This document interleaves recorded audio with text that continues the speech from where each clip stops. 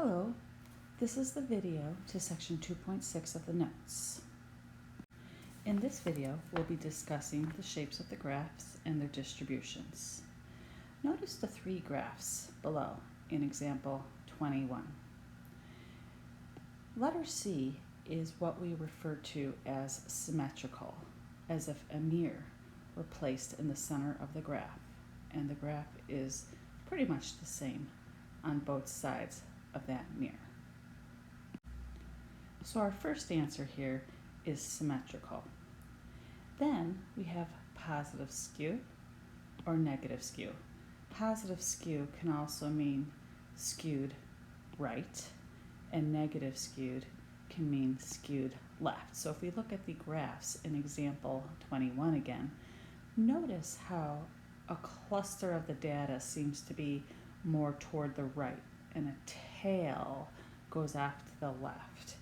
In this case, the graph is skewed left. Take a look at example B and notice that the data seems to be more heavily weighted on the left, whereas the tail goes off to the right. It's stretched to the right. So we would refer to this graph as skewed right, or a positive skew. The tail is pulled in the positive direction. Whereas we stated letter C is a symmetrical graph. We're also asked to find the mean and the median and the mode of these three sets of data. So go ahead and pause your video and see if you're able to remember from the last section how to compute all of those values. For our first example A, we have a mean of 6.3, median of 6.5, and a mode of 7. How did you do with that one? Mean of 7, a median of 7.5, mode of 7, and then for the last one, all mean, mode, and median are 7. Make sure to take a look at how skewness affects the measure of center, which is gone into in the lecture videos more. In example 22, we're asked to draw a stem and leaf plot. Once again, go ahead and pause the video and see if you can recall how to create this graph. In this graph, we can also get a sense of the distribution.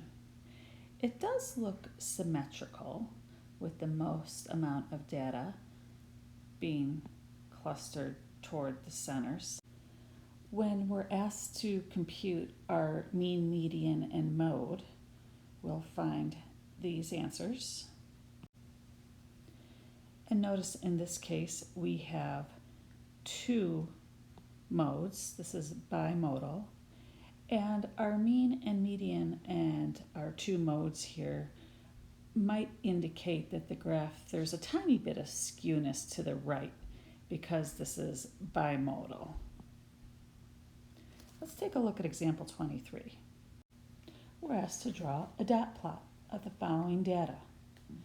Once again, go ahead and pause the video and please see if you can draw your dot plot. Don't forget to label the axis and give the title. And this is what our dot plot should look like.